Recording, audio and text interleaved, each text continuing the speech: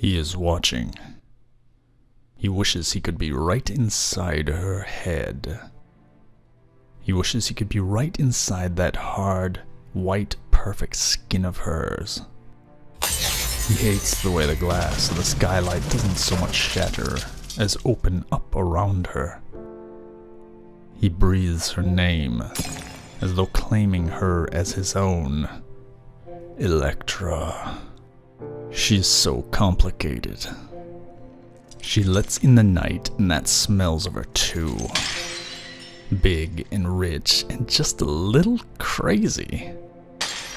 It fills up the theater, which just a second ago stank of dust and bad luck.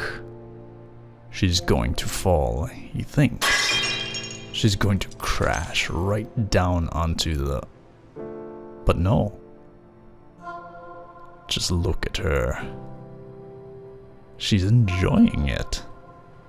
Everything else is just a sideshow. She is the performance. She interrupts gangster ninjas from breaking into a dance theater. You don't know how lucky you are, catching me at a good time. There were days when I would have done some very nasty things to you. And he watches her and wonders if it's true about love and hate being two sides of the same bottle of liquor. All we wanted was some money. It's too late now. I told you not to make me lose my temper. Now I'm gonna have to kill you all. She can already feel her sighs easing into their flesh. They will lay you out for your relatives to weep over. Skilled morticians will disguise your terrible wounds.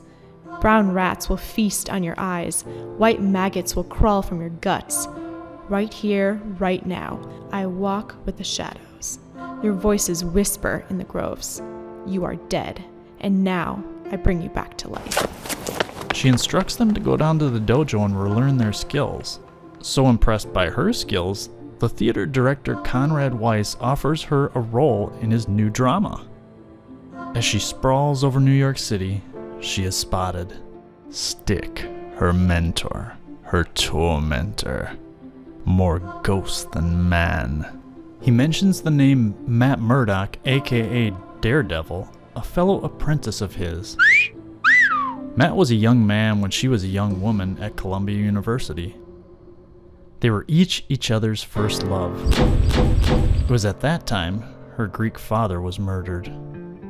She tried to join the mysterious Tibetan sect of light and purity called the Chaste. But so soaked was she in the meaty stench of murder and revenge that Chaste rejected her. So she joined the Hand. The enemies and opposites of all the Chaste espouse. She became the very thing she set out to fight. She became Kingpin's assassin. It ended in a shabby, blood-stained alley. Her own sighs rammed through her ribs by a psychotic assassin named Bullseye. Back to the present, she visits the dojo she sent the criminals to, owned by King and Mac, but bankrolled by her.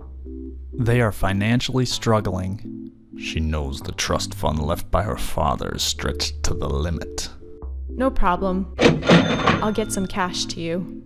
A fist of something bad grabs her guts. The dark is rank and moist, has hair and sour breath. She imagines it creeping behind her. She fights the temptation to turn around and look. She hasn't felt this way since she was, She returns to the theater studio, agreeing to perform for Conrad Weiss in exchange for money. As a cool tie-in, Logan, aka Wolverine, gives her a ride home. When you were a little boy, were you afraid of the dark? Nah, the dark was afraid of me. Upon returning to her apartment, Elektra is startled from her meditation with premonitions about the dojo. She returns there to find a brutalized body along with Mac and King hanging upside down. Who is responsible for this? Someone you've met before. Bullseye.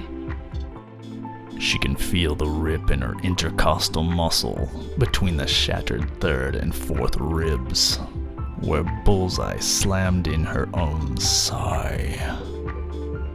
No plaque marks the spot. No inscription tells the tale. No blood marks stain the sidewalk to reveal that this is where Elektra met her death. But this is the place.